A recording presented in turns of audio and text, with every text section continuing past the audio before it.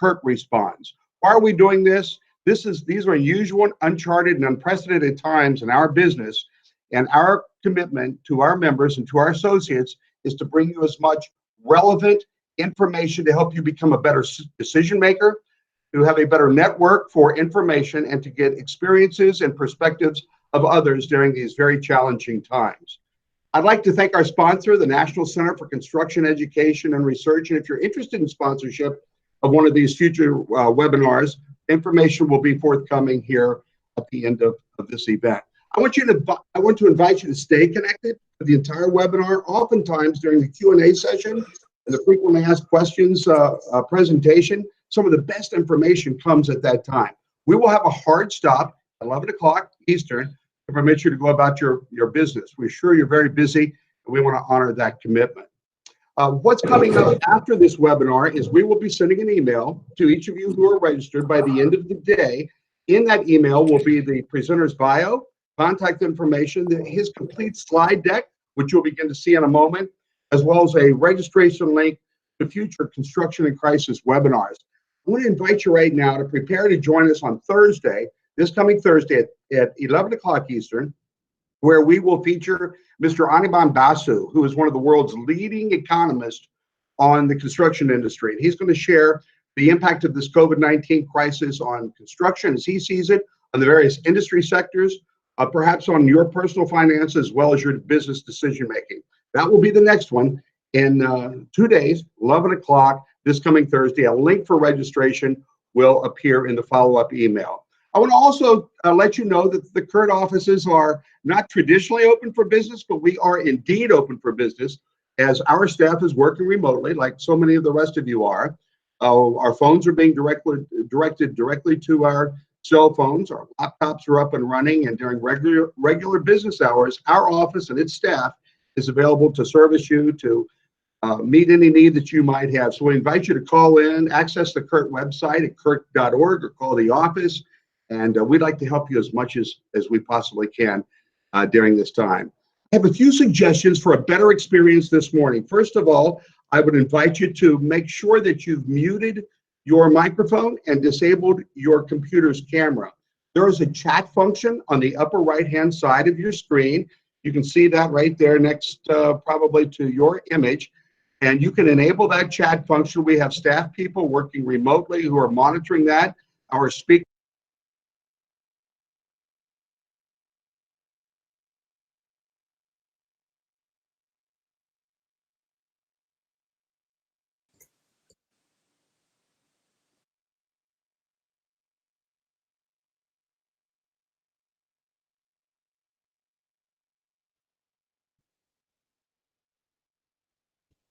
Sorry, gang. I had a little technical difficulty there. I assume that you guys can hear me. I am Greg Sizemore, and I want to welcome you to this series of seminars entitled Construction in Crisis, an Owner's Response and a Kurt Response. Why are we doing this? The purpose of this is to bring you up-to-date information on how to provide or how to access information that's important in your decision-making. These topics are very fluid. We monitor them day by day. We have them planned out at least 2 a week. And this one here today is bound to be of great value to you. I want to invite you to stay connected to the very end. The purpose of that is to have a Q&A session that so often provides a lot more meat and understanding and deeper dive into this topic. We'll also have a frequently asked questions section, which will be mailed to you later today. Following this seminar, every participant will receive an email that contains the speaker's bio, his complete PowerPoint slide presentation, as well as some frequently asked questions and links to the next event. Our next event is this coming Thursday at 11 o'clock, and you won't want to miss it. Mr. Anirban Basu, one of the world's leading economists when it comes to the construction industry, is going to be with us to explore the impact of the COVID-19 crisis on construction, on the various industry sectors, on your business, and on your personal finances as well. You will have a link to register for that and the follow-up email that you'll receive by the close of business. We also have our staff ready, willing, and able to serve you during regular business hours, 9 to 5 Eastern Time. Phones are being directed to their cell phones. Everyone's working remotely, but they are ready, willing, and able to help you with any questions, concepts, resources, connections that you might need. So don't hesitate to call us. Before we get started here momentarily, just a few suggestions for a better experience. Make sure your video is, your camera on your device is disabled, and that your microphone is muted. And I apologize for a delay at the beginning. Mine was actually muted, and had one of our folks come in and we have corrected that. There is a chat function at the upper right-hand side of your screen. We invite you to engage in that chat box. The presenter will be able to see that chat box. We have people monitoring it here, and feel free to respond to each other as questions unfold. I don't want to waste any time getting right into the heart of our topic today: emerging employment issues during this fast-changing COVID-19 landscape. We have with us today Mr. Robert Dustin, who's a partner law firm of Saul Ewing. And Saul Ewing has been a long-time supporter and oftentimes presenter. I've heard, very knowledgeable in the industry. And in just a moment, we're going to turn that over to him. Before I do, I want to remind you one more time, please mute your microphone feature on your computer, your laptop, or mobile device, as well as the camera feature. I invite you to go to the chat box up there where we're already getting some activity. And now, Mr. Robert Dustin. Thank you, Rob, for joining us, and it's all yours.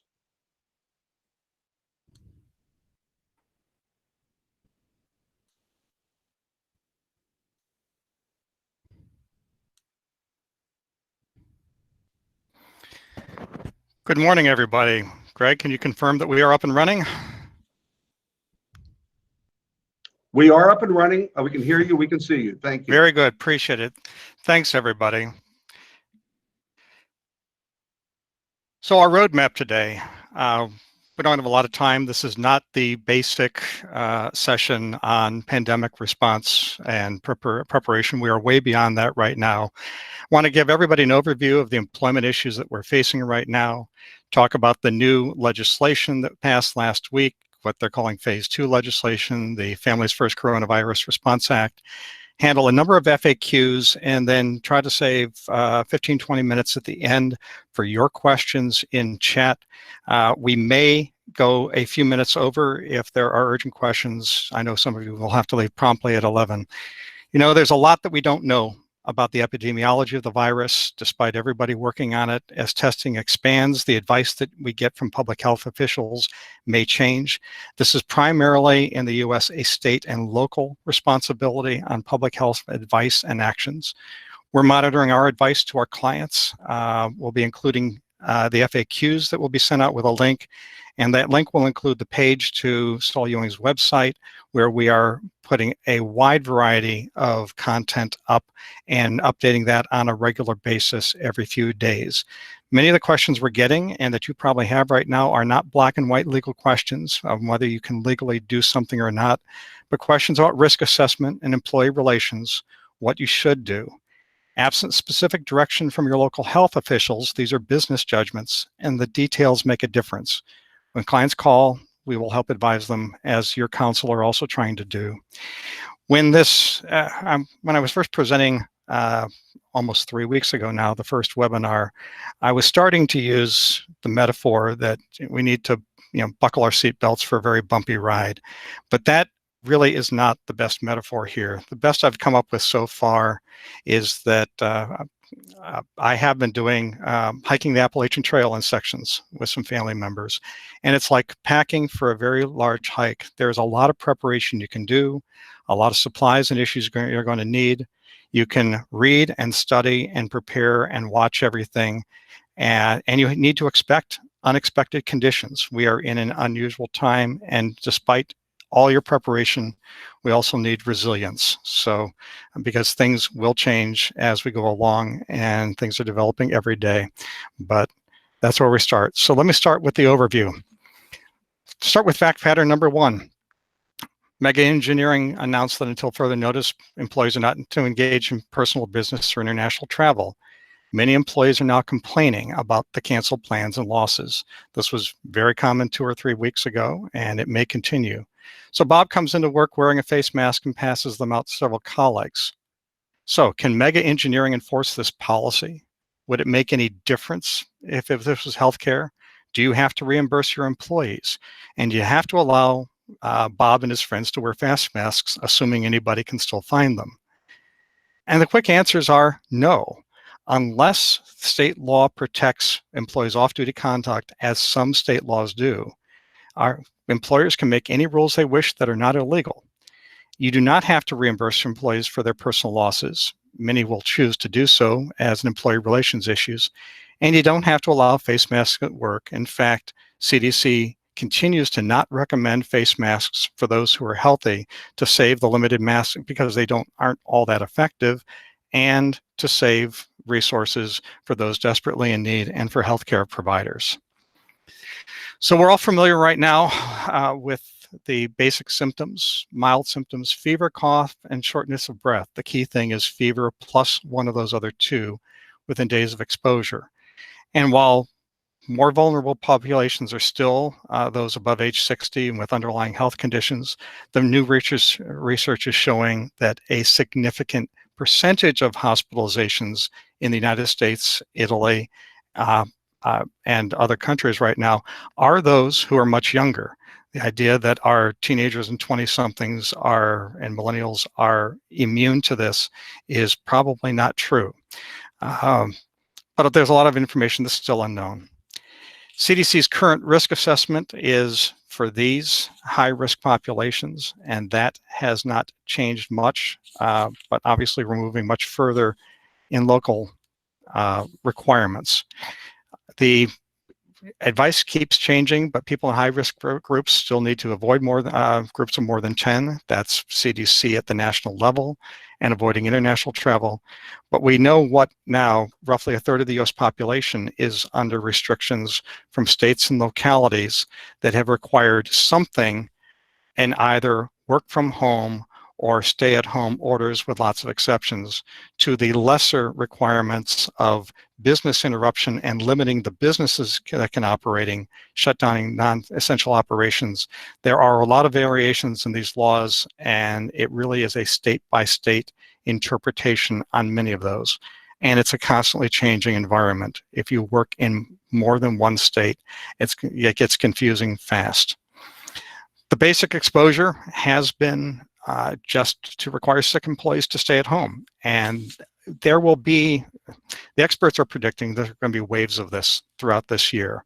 So even if you are sheltering in place or working from home actually right now, there will likely be periods of time this year where things go up and down, and you will be back at the office and you need to go back to the rules that you were following or that you were hearing about just 2 or 3 weeks ago.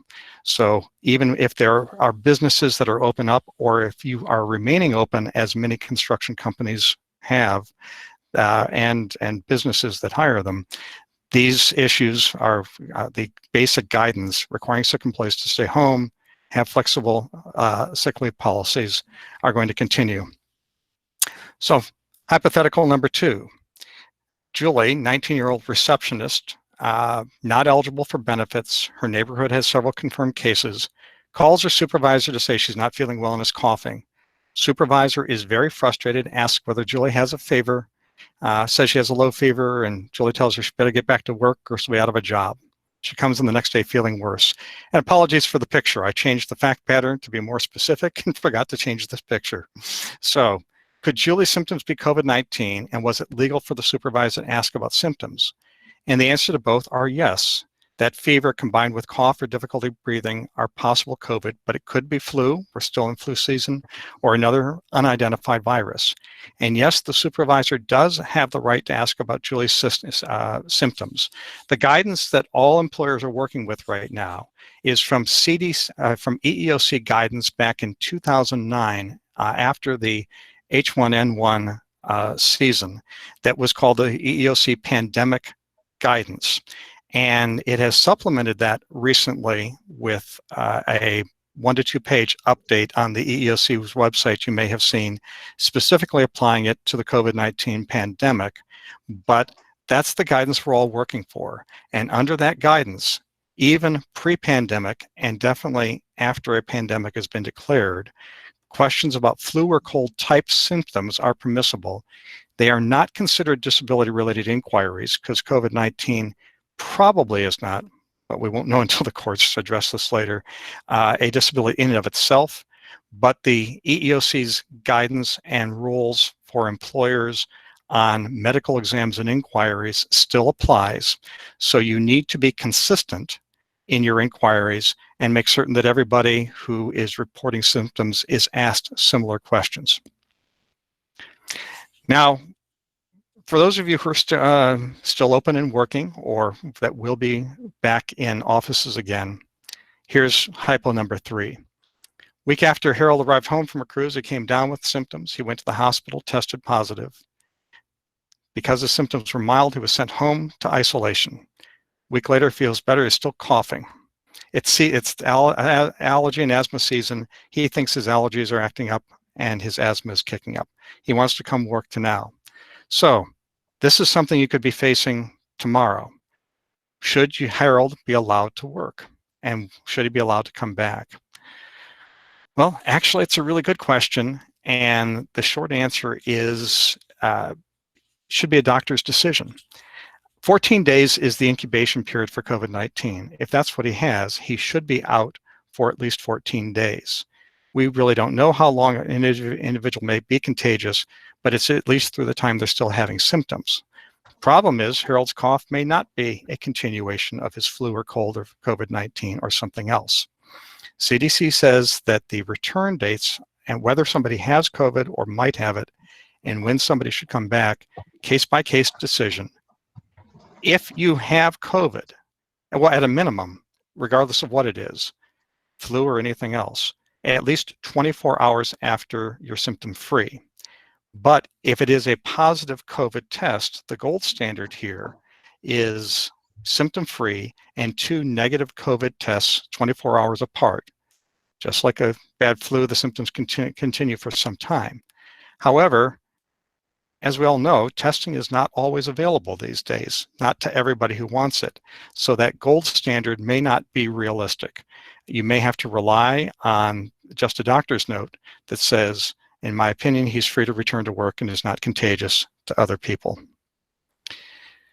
After exposure, when you know that somebody in your workplace has had either COVID-19 or contact with somebody who is confirmed to be positive with COVID-19, there is a recommendation that you should inform your other employees of their possible exposure, but you're also supposed to maintain confidentiality. The EEOC guidance on this says very clearly you can notify your workforce as a whole that there has been an issue or a possible exposure or that someone is self-quarantining, but you should not be disclosing names without the employee's consent. Basic confidentiality of medical information does not disappear under EEOC guidance just because a pandemic has been declared. That's pretty clear. And CDC guidance on risk assessment is going to keep changing afterwards. So there are a variety of laws that we're going to talk about in the FAQs and on specific applications. Here are the main ones. You've got the ADA and the decisions about when somebody's a risk, medical exams and inquiries, what you can ask when, how you treat people with similar conditions, non-discrimination based upon having one type of virus versus the other. While COVID-19 is deemed by all medical experts to be more serious or potentially more serious for some groups than the flu, both in how it's going to spread and in the potential fatality rates. When it comes to asking inquiries, it's still a similar analysis according to the EEOC. You've got the FMLA.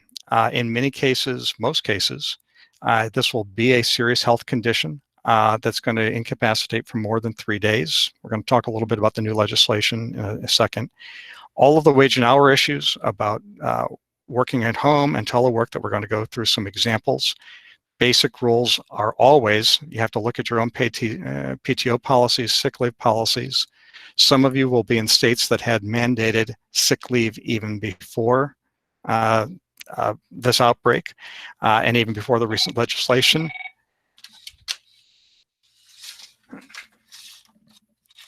My apologies for that. There's no requirement that you be paid for time not work for non-exempt employees. Exempt employees don't have to be paid if they're not working, but there are other factors that we will go into in a little bit. Employees who can't work or have a reduced schedule may be unemployment eligible in most states. Virginia, for example, has provisions for both reduction of hours and partial unemployment, so you can keep people who are still on the payroll, still working part-time, can seek benefits. Most states that I've heard of have all waived the 1 week waiting period. And collective bargaining agreements for unionized employers still apply. It's really case by case. So our next hypothetical.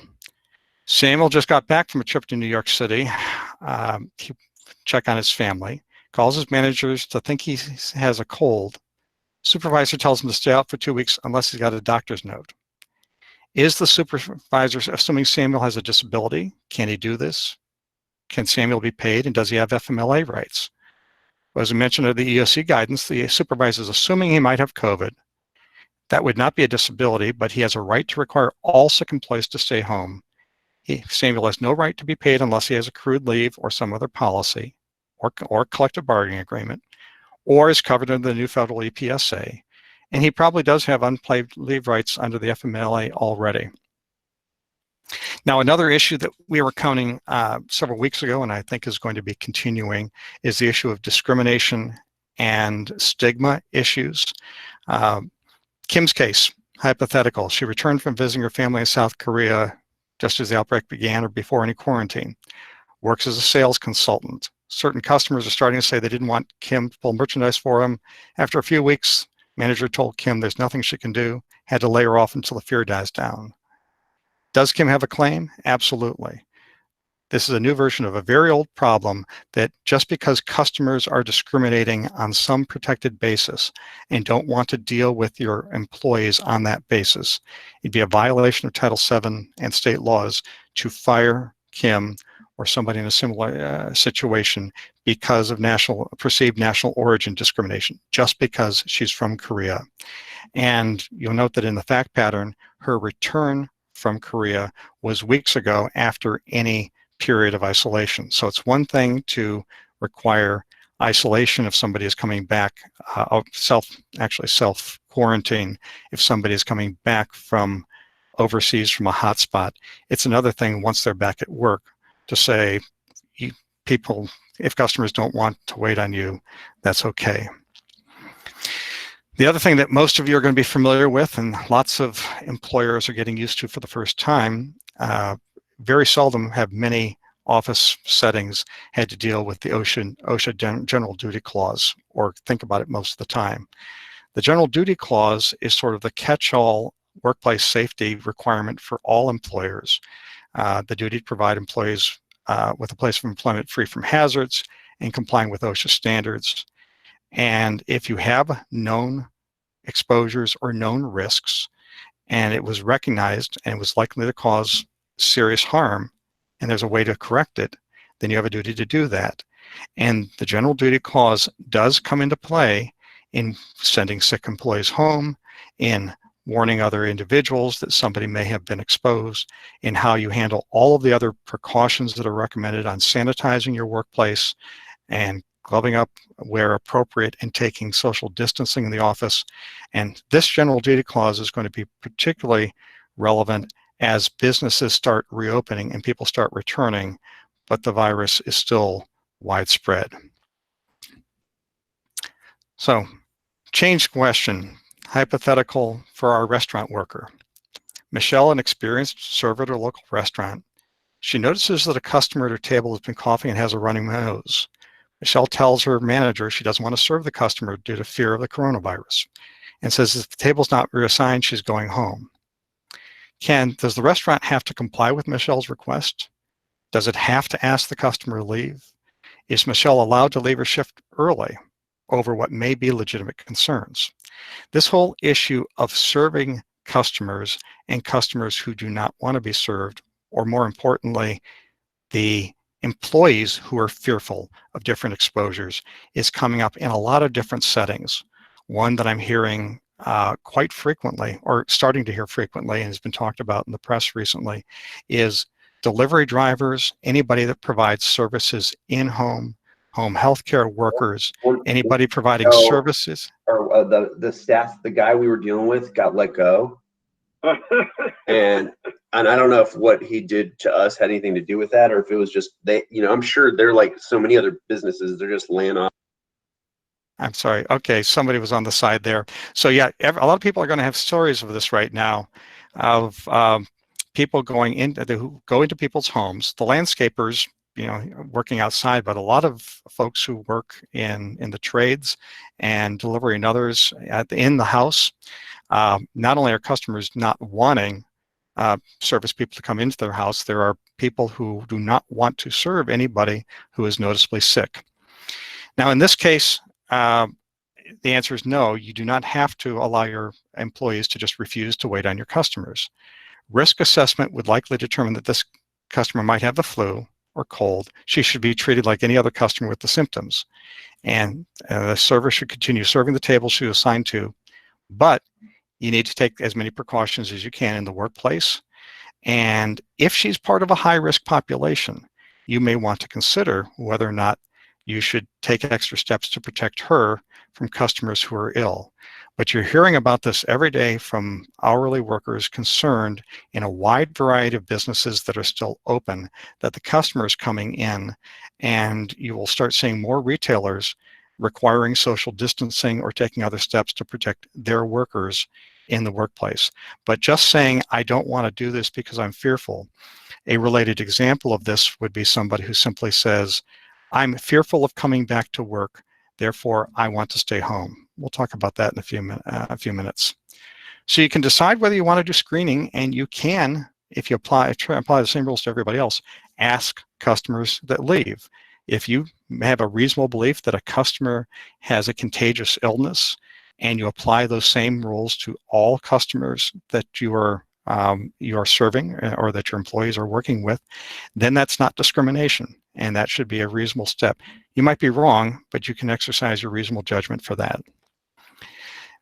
Now, many of you have already had your disaster preparedness plans. These plans, most of you probably implemented some version of the disaster plan that you had for business interruption, for hurricanes or power outages or storms or other things. And the basic rules for a disease preparedness plan are no different than other kinds of business interruption plans. You need your lines of communication, you need your reporting structures, and who can work and who can't, and who can work from home and who can't, and then decide what you're going to do to keep your business running as best you can within that. And then many of these things have to be adapted based upon state and local restrictions. Best practices in this area are always team approach and use your emergency response and business continuity plan, taking steps to limit exposure in the workplace and doing all the things that we're doing right now as businesses for and communication. Another hypothetical. County officials want to require every county employee to self-report and then answer questions about their symptoms. Unions have questioned whether this violates the ADA. Does it? No. As we discussed earlier, these types of guidance say that you can ask employees, and it has to be kept as a confidential medical record. You do have the right to get this information, to do a risk assessment, to send people home if they need to, if they are sick, and to go ahead and warn other individuals. The ADA only prevents somebody, well, these are not disability-related inquiries. So let's shift gear to the new legislation. I will say right up front that there is almost no legislative history on this, and we are all waiting for the Department of Labor to issue later guidance, which is expected to come out sometime this week, because the effective date is next week. Tell you what we know and don't know. So the Families First, the FFCRA, covers a wide variety of things. It has tax credits in there, it has some unemployment issues, but the two key issues we're talking about today are the paid sick and family leave and under this law.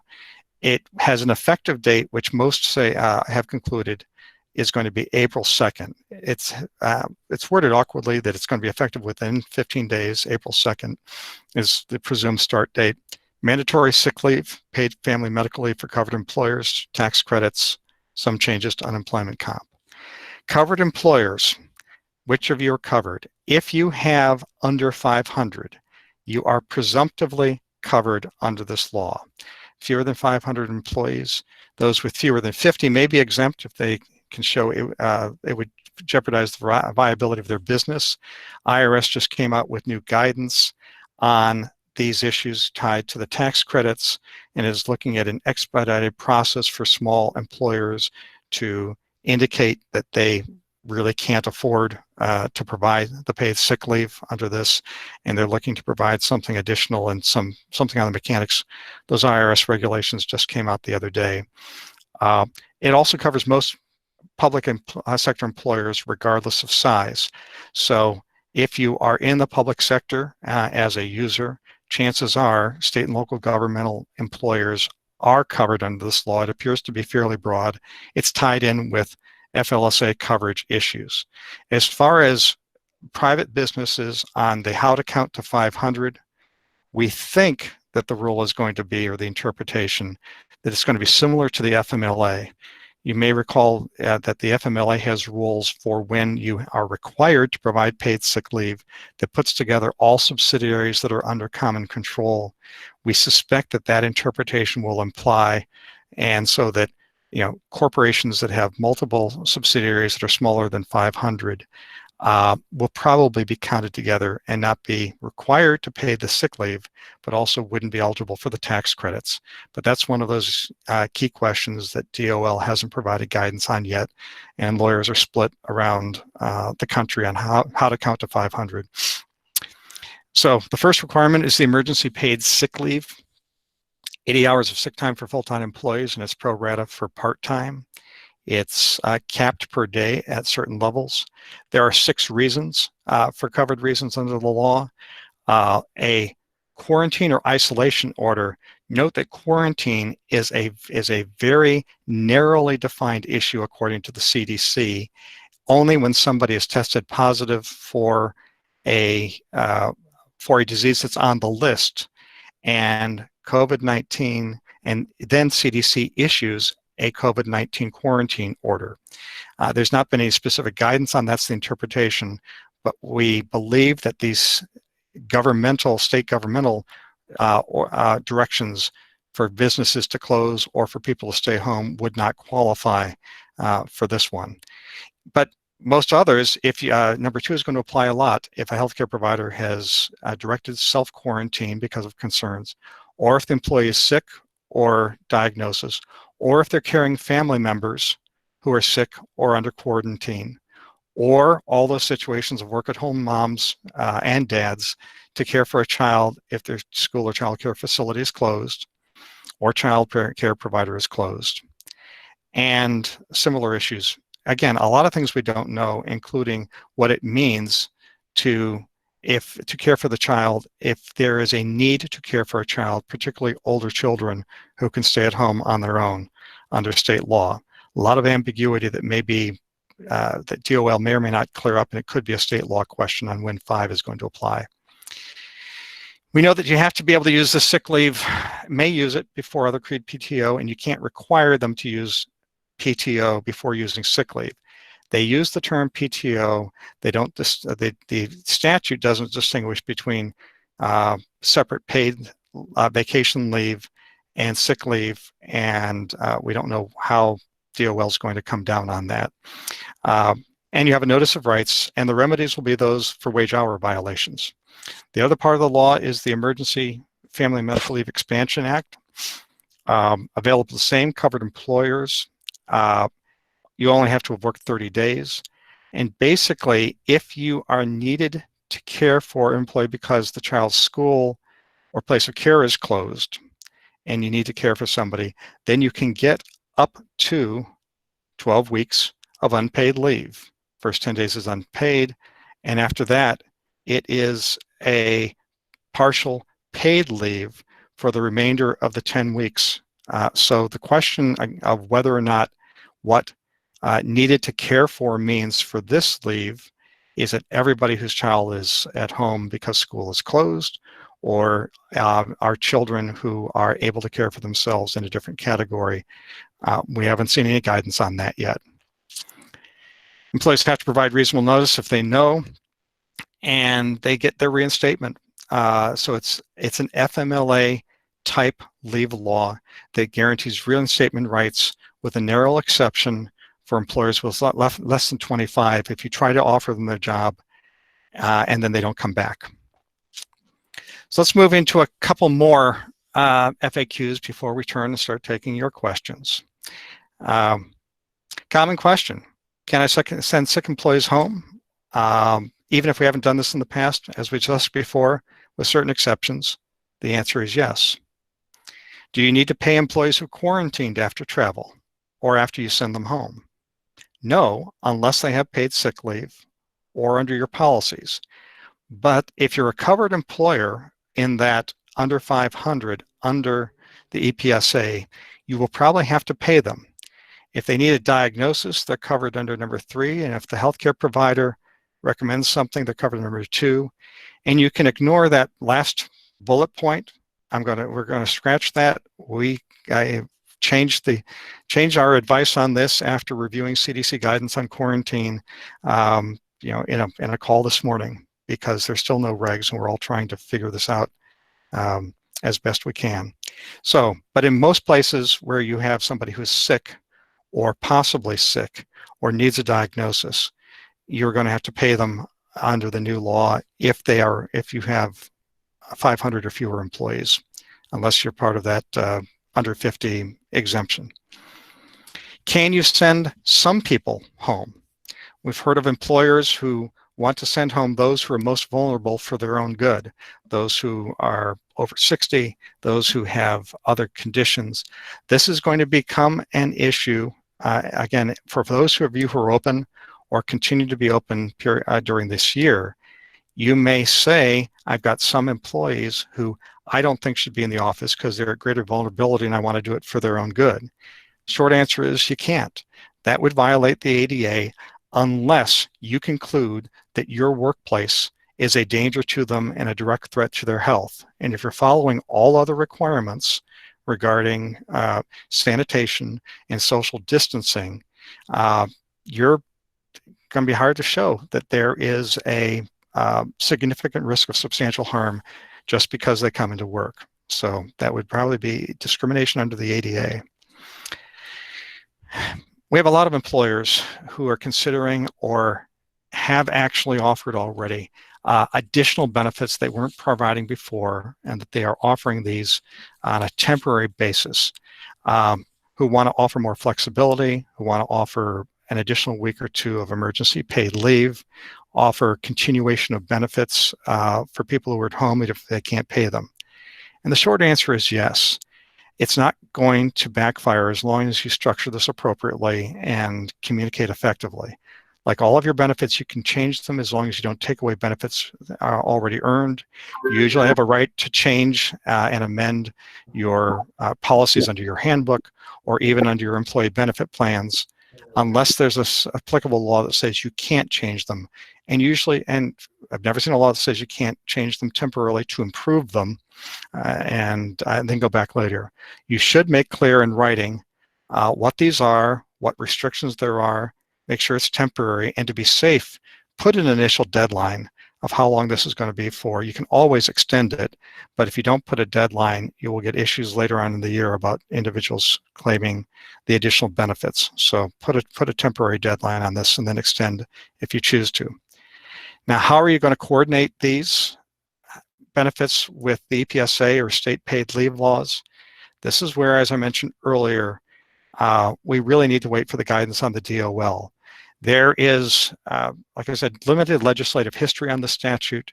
In the Senate, they took out the language that expressly said from the House bill that the new leave was in addition to all of your paid leave, but there's no other guidance on whether that removal itself made it clear that if you had sick leave that was already more equal or more generous than the 2 weeks required under this statute, or if you've adopted emergency or temporary leave that's equal to or better, that you don't have to provide the other in addition. These questions were asked of DOL in a town hall last week. We expect answers later this week. And the coordination with state laws is going to be a state law question as well. So we need to pay attention to that. Do you have to require employees to telework? Of course you can. Do you have to pay them? Yes, under the FLSA or according to the FLSA. You can require remote work if you want to, for those who can. You can't require employees to pay business expenses that won't be below minimum wage. Most employers are picking up the expenses for setting up systems to telework if they need it.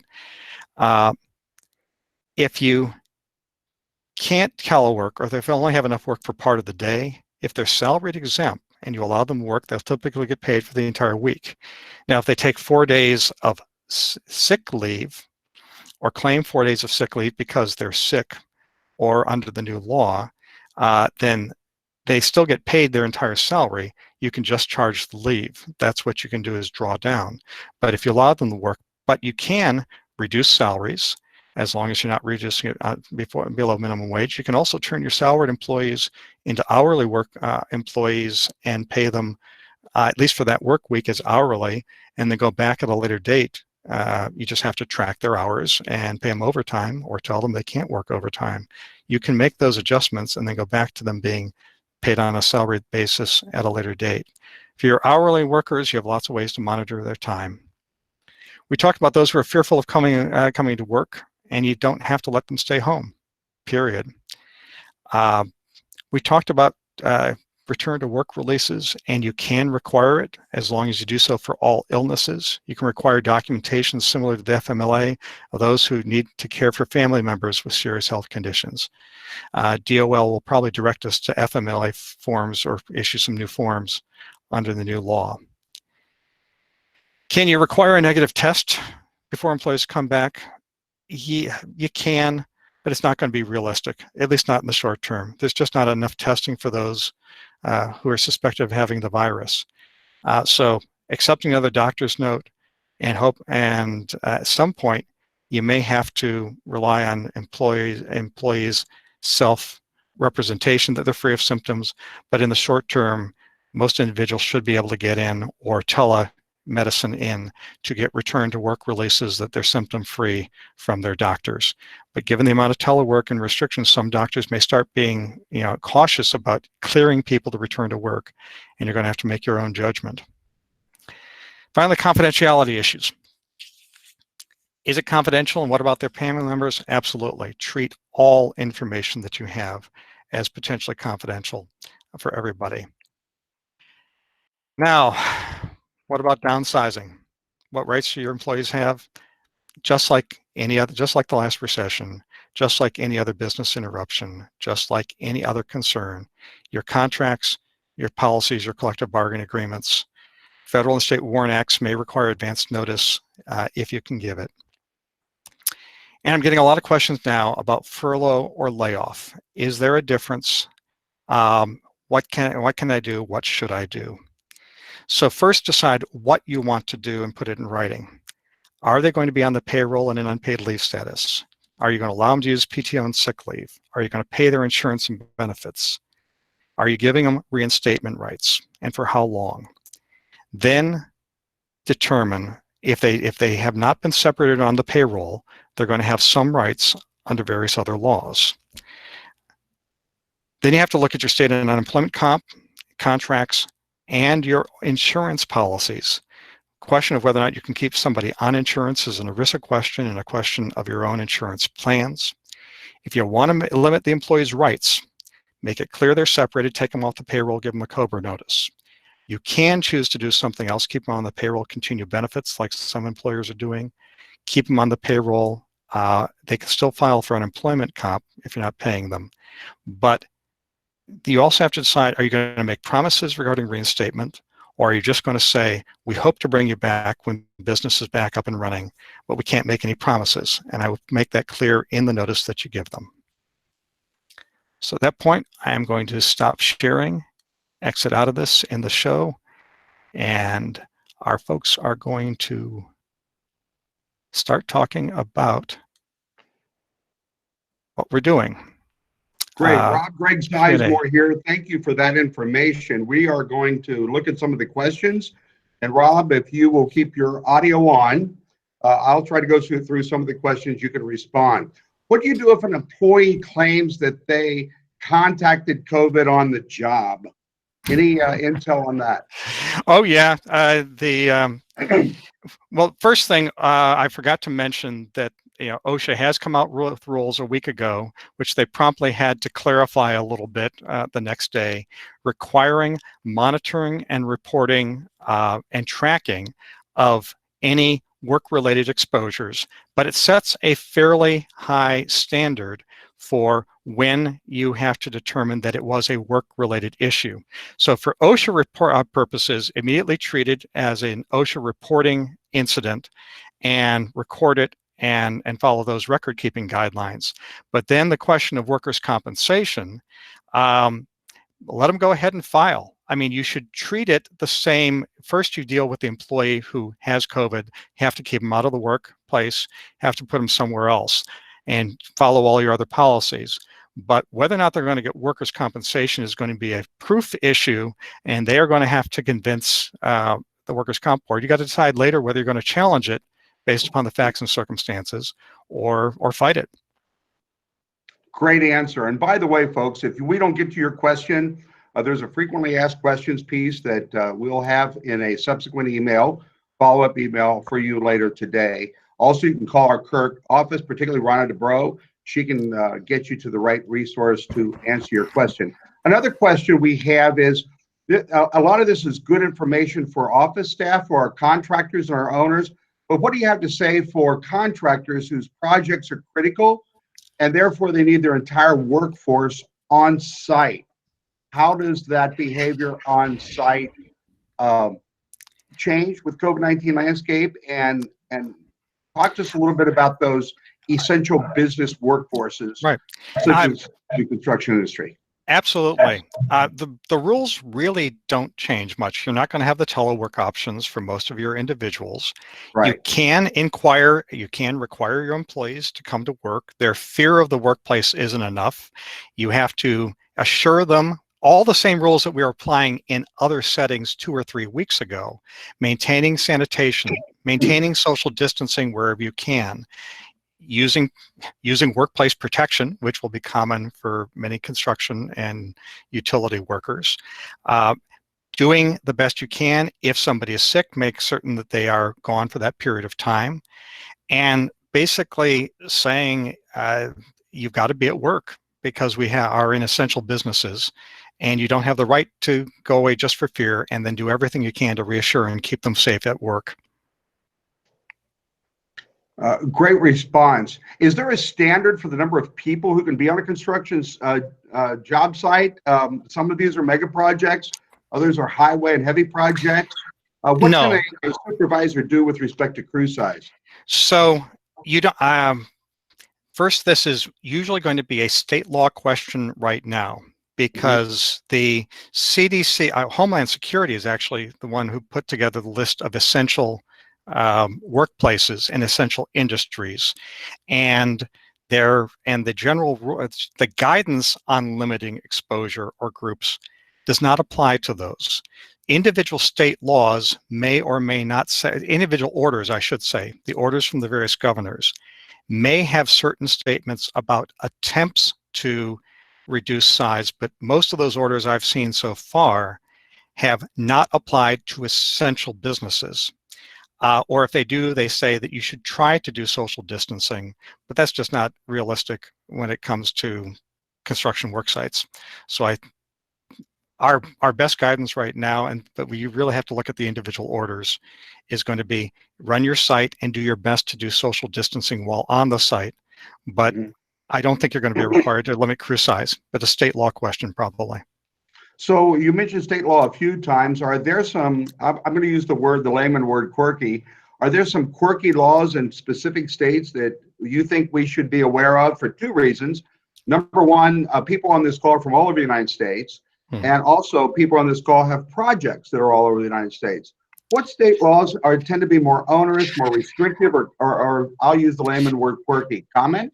So I want to distinguish two things, and if I misspoke, I apologize. No There worries. are going to be state laws like paid sick leave laws or restrictions on amending or changing your policies that your local employment lawyer will know, that will be specific to workplaces in certain states or certain localities that will have their own paid leave laws, like DC has had for some while. That's one category of state laws. State unemployment laws may vary. What I was referring to a minute ago should have been clear: the governor's orders. Very few legislators are taking action yet, and most of the action is being taken by governor or mayor orders for a particular locality. And the terms of those orders being interpreted by that agency may vary, particularly when it comes to essential businesses and waivers and what you do or don't have to do on those sites. Got it. Good answer. Thank you for that. By the way, if you're still on the bridge, and we've got a significant number of people still on the bridge with us, I invite you to the chat box in the upper right-hand side of your screen. Simply go there, ask your questions. We will guarantee we'll get a response to it either live during this webinar or in a follow-up session that Rhonda DeBro is managing. We want to make sure you get your question answered and the resources that Kurt are brought right to your table. Another question I have, Rob, is this one. Are contract employees considered employees as a part of the numeric threshold? Let's start with that. Is there any special characterization of contract employees versus full-timers?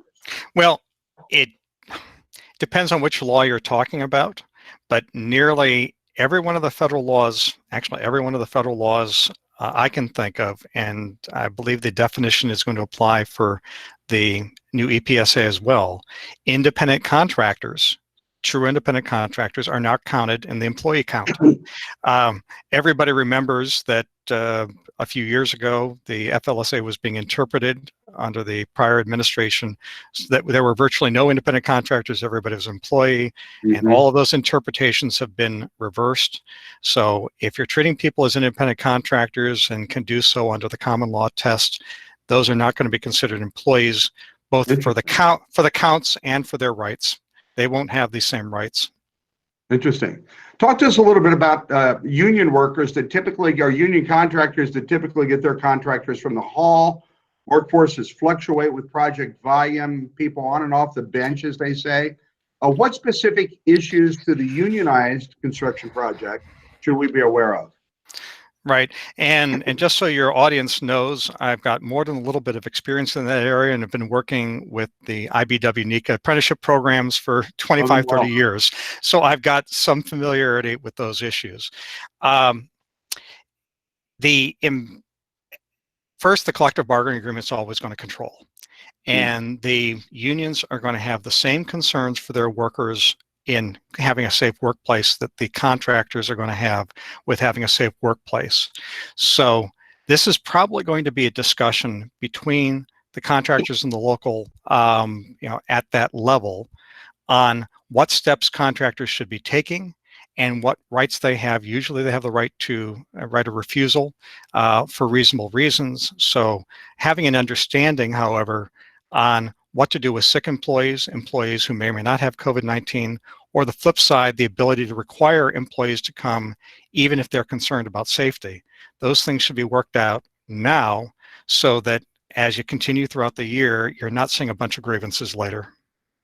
Interesting. Do you feel, and this is a crystal ball question from me, do you feel that this will become a required, this pandemic management, workforce management under pandemic or national crisis, will this become a frequent issue in collective bargaining agreements moving forward, or is it simply too early to tell?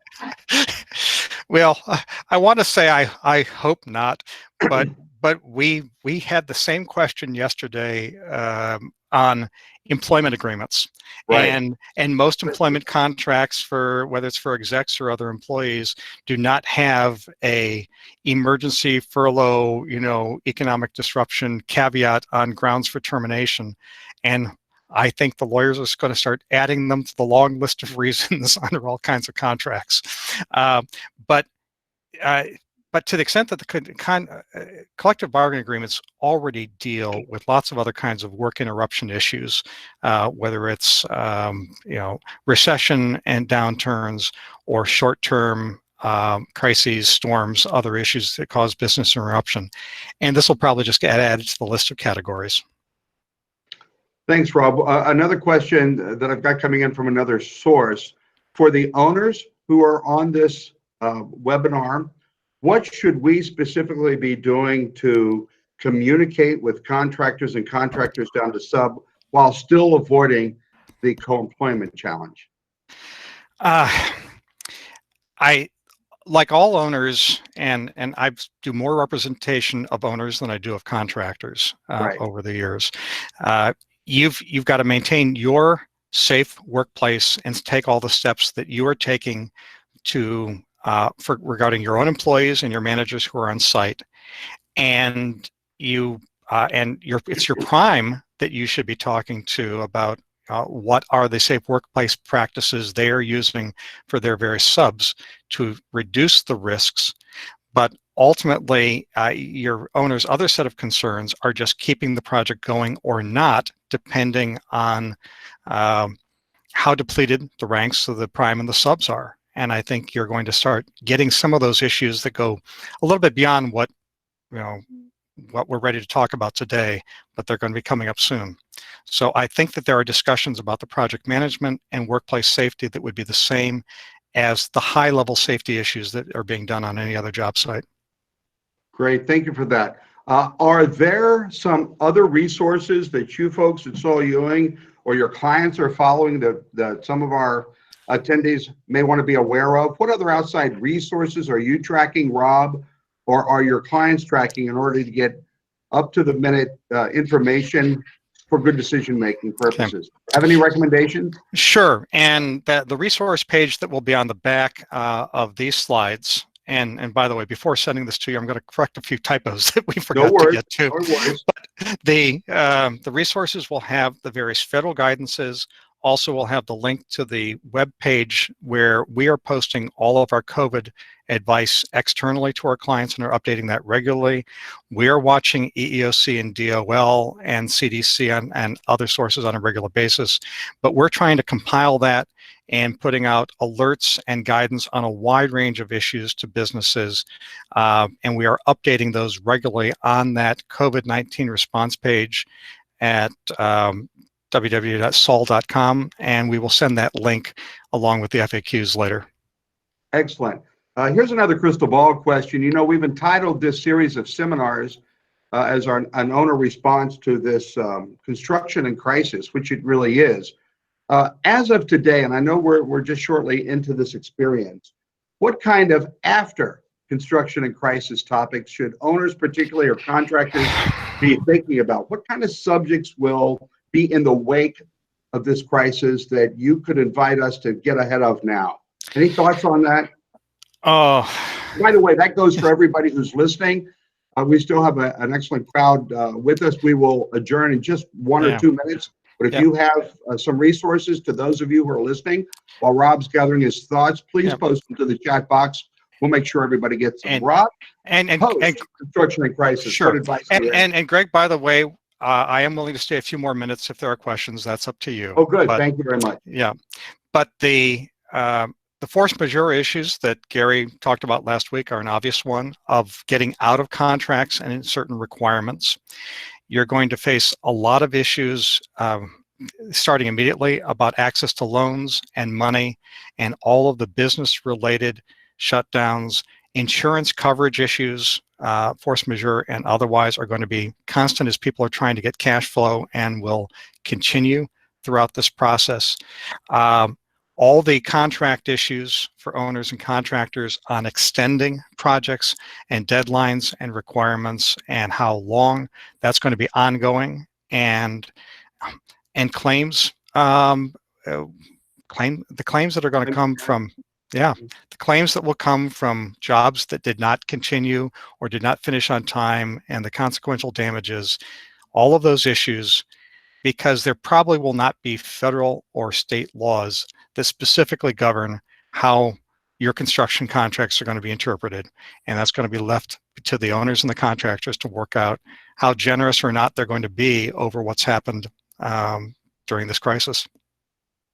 Rob, it's 11 o'clock straight up, and I want to be true to my promise to allow those who are still here to sign off at this point. We want to thank you on behalf of the Construction Users Roundtable, Kurt, and its Construction in Crisis webinar series. Thank you so much for a terrifically informative presentation. Thank you for working with us post-webinar to get the information to our people. For those of you still on the bridge, if you have some specific questions or other issues, again, the Kurt offices remain open for business during regular business hours, 9 to 5 Eastern Standard Time. We'll make sure that you get the cell numbers and opportunities to talk to our staff either on kurt.org or calling into the office and allowing our phone systems to redirect to those specific individuals. Again, I want to thank you, Ron, and I want to encourage each of you to be mindful to take care of yourself and take care of each other. More information will be coming your way by the end of business day today. Rob, thank you, and thank you on behalf of the Construction Users Roundtable to those who joined us. Have a great day. Take care of yourself and each other.